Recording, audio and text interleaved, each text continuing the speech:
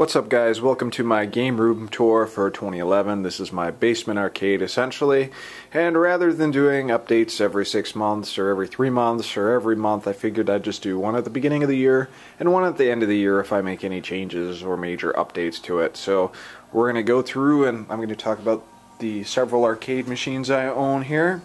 And the first up is my Space Duel machine, which I've talked about before in previous videos.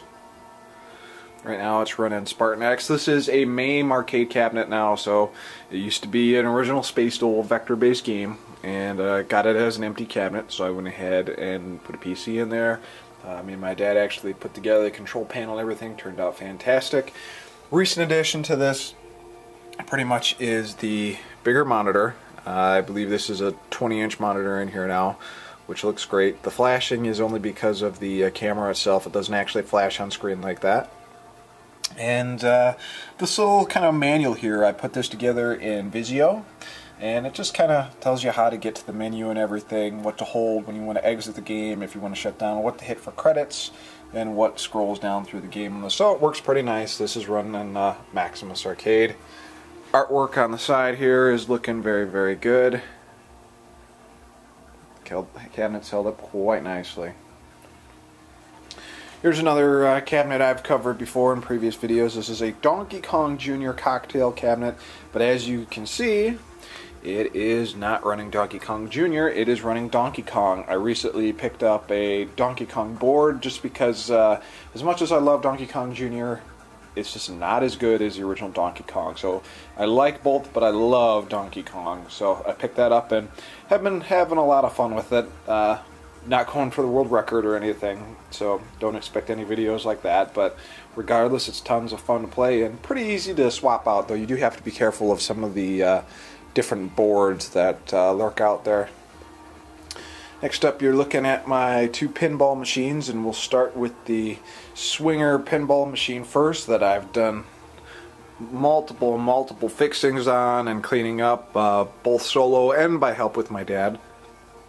The Swinger machine you see here is an electromechanical machine, and if you've watched my previous videos on it, I've had it working and not working, and I've replaced several things on it, and it's pretty much finished at this point. If you follow me on Facebook, after I went to Pinball Expo, you probably heard me mention that I did not like LED lights. I've changed my mind on that. Essentially, older pinball machines had these bulbs that could heat up and everything, and I think it really just depends on the game you're playing. There's certain games where it looks great, and there's certain games where you just got to have the old school bulbs where they give off that warm light.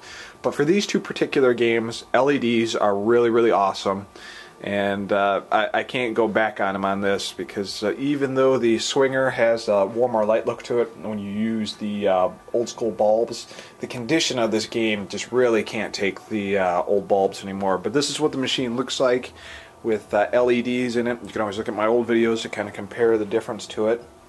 I've done a lot of work on the playfield. I've replaced the flippers. I've replaced almost every plastic piece you see here with music notes on it. I found a guy online that actually was selling these plastic pieces. He was parting out a different machine of his, and I've replaced these. So I've replaced pretty much everything on this machine, as well as cleaning up the bulbs and everything on the back glass. And another nice thing about LEDs is because there's essentially no heat, you don't have to worry about your back glass flaking as much because of the heat and the change in temperature. That happens a lot with the bulbs, and you can kind of see this flaking. We'll use our Swinger chick's ass here for a good example. Let's see, it's really tough to see the light on here, but this just looks funny. But as you can see right here, there's a little bit of flaking, and that occurs from the heat and depending on where the machine is. And if you look at this old gentleman here, you see his pants has a lot of holes in it. That is flaking there, and even up on the Swinger logo itself here, you can see some flaking.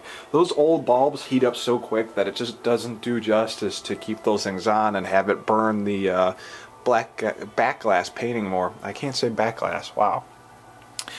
Same thing with these parts right here. I mean, these things burn pretty easy, but the game itself is playing pretty good for the most part. It does have a couple of little glitches, but it's in pretty good shape, and it is playable, which is nice.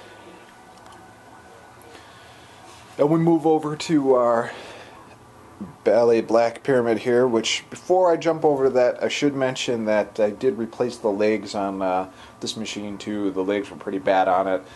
Didn't have to do it for this one though. But back to the Black Pyramid, this machine's working great. I've also replaced all the bulb lights out of here with the LEDs just because the back glass out of this is in tremendous condition and I'd really hate to see it get flaked away for any reason. So went ahead and switched everything with LEDs, and this game just looks freaking fantastic with LEDs. It's so much brighter, it looks so much better. Black Pyramid is kind of a dark game in the first place, but wow, I mean, this looks incredible with the LEDs. The game just seems to sparkle. It really, really looks great. And there's a couple things I've replaced on this machine. Obviously the bulbs. We had a issue with the motor here that moves this little drop target, which I fixed. Essentially what it was some bent pins, and the motor just needed to be cleaned. So big thanks to Jeff over at Arcade Adventures for giving me advice on how to fix that. The next thing is these little 3 pieces here. This is what calculates your bonus modifier. And they're simple plastic pieces that hold this together by a spring. And I was playing, and I hit the 2X, and I was like, huh, I must have it you know, leveled to see how hard the strength of your ball is before it goes down. That wasn't the case at all. What it actually was the spring completely came off the plastic piece. So I replaced the spring back onto the piece, and I thought, no problem. Well, it lasted a couple of hits, and then the spring would fall off again. I thought, well, is the spring bad, or what else is going on? On closer inspection of the actual pieces itself, the spring had pretty much pulled and worn away at the plastic, and there was a gap in the plastic, so when the ball would hit, if the positioning was just right, the spring would just come right out, and then this wouldn't engage, and then you wouldn't get your bonuses, which really kills your high score on this, obviously. So I looked on eBay, and there's actually reproduction pieces for this, which is really, really, really nice, and popped them in. But this is a 2-man job here, getting the board up and everything. I really needed my dad's help on this one just because of the positioning and the holding and everything. This is still looking great. That's my current high score that's flashing on there. That's as much as I can get. And we'll move on with our next machine here. This is the Neo Geo main cab. That's my custom marquee that I made for the thing there. Gotta love Illustrator. It's playing Super Street Fighter 2 X, I believe. Very fun game. Not too much to report on this one. I did have to replace the iPack board on this. I don't know what happened to it, but the second player buttons weren't working at all. I don't know if we had a ground out issue or whatever, but I've replaced it and it's working good so far. But same deal. Maximus Arcade. No instructions on this one yet. I eventually want to do something with the panel here, but haven't decided what, so we'll see. Now this isn't something that I've shown before, and this is essentially a Devil May Cry 3. Maybe a little hard to see with the light here, but this is a Devil May Cry 3 skill slot machine.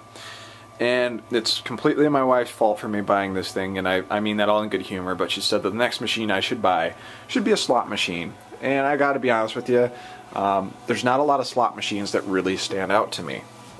And this one just does. And it's mostly because it's got a full LCD screen with in-game action from the PlayStation 2 games on there.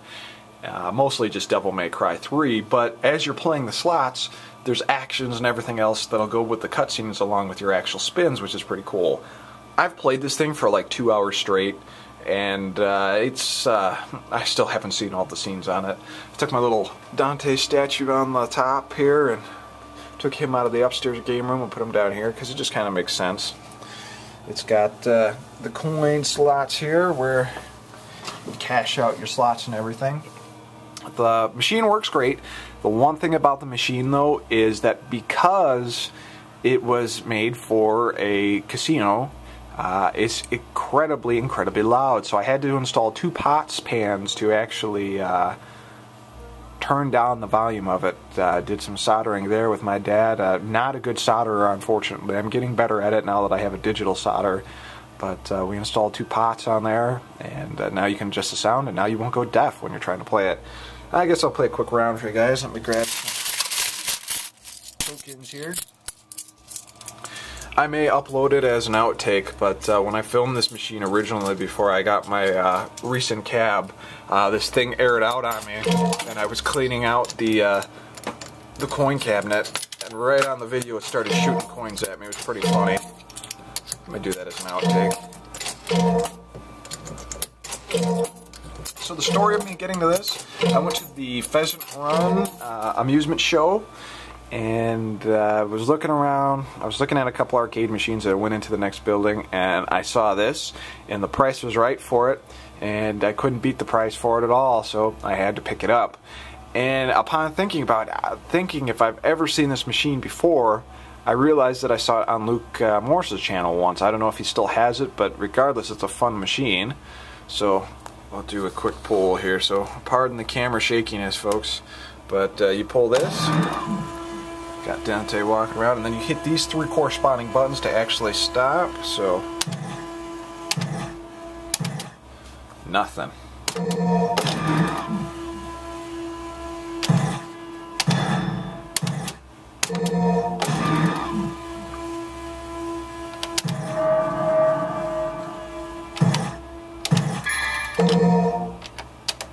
Alright, one more.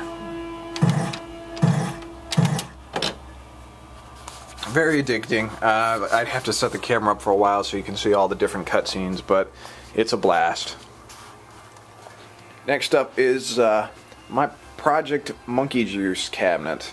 I think you guys saw a video I posted on that, and this thing is pretty much done. It's just got a few more modifications I got to do to it. I have to get these lights to actually light up here, and then for the most part it's pretty much done. Essentially what we got here is it's an old Cherry Master cabinet that I converted to a jukebox. So it has a PC, has an iPack board and everything in it, and has a really nice sound system in there. So this thing can get really, really loud, but my wife is still sleeping and I don't want her to come downstairs and kill me, so I'm not going to crank it. But just a kind of example of all the different stuff you can see on this thing. It loads up tons of MP3s. A lot of these are vinyls that when I used to be a DJ I've converted.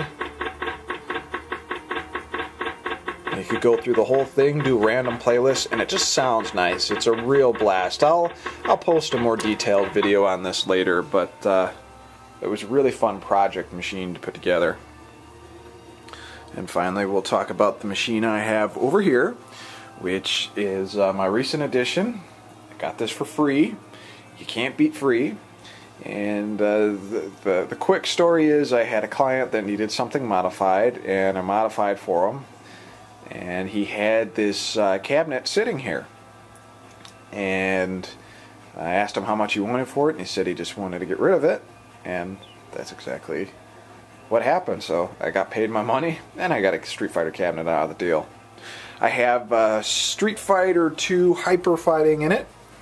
I also just recently picked up along with the Hyper Fighting board, I picked up a WWF WrestleFest, which can be hooked up to this machine because it's a standard JAMA harness. So if I get bored of Street Fighter, then I can play WrestleFest, which is fun. Now people say, why would you bother with a full-size arcade cabinet when you can get almost every version of this on MAME? And yeah, that's true, but I'm a huge Street Fighter fan, as you know from my previous videos.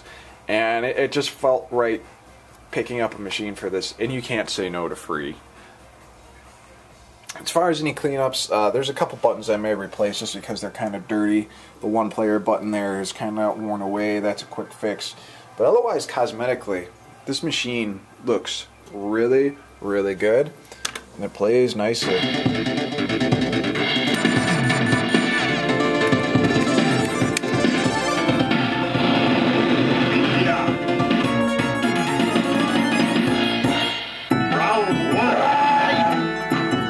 And it's loud.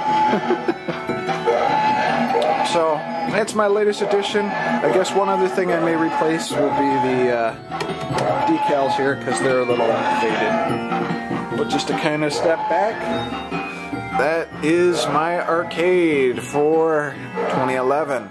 I'll see you guys at the end of the year with any updates, though I'm drastically running out of room here. I don't want to expand any further in the basement than this little corner here, so that may mean I may have to get rid of a machine. I haven't decided yet.